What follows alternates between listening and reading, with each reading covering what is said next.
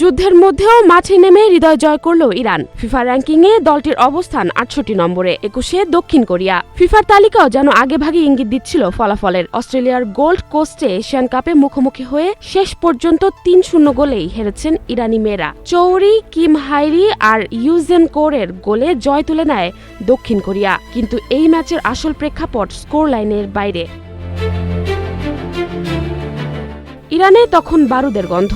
যুক্তরাষ্ট্র ও ইসরায়েলের হামলায় ধ্বংসস্তূপ বাড়ছে। নিহত হয়েছেন সর্বোচ্চ ধর্মীয় নেতা আয়াতুল আল খামেনি। রেড ক্রিসেন্ট জানিয়েছেন, যুক্তরাষ্ট্র ইসরায়েলের হামলায় এ পর্যন্ত ৫৫৫ জন নিহত হয়েছেন। সে আতঙ্কের ভেতরে স্বজনদের রেখে মাঠে নামতে হয়েছে মেয়েদের।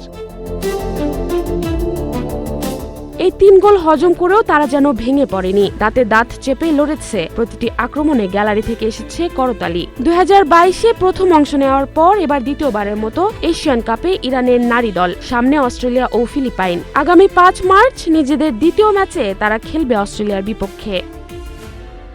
জাহরা জেবিন তন্নি, নাগরিক প্রতিদিন।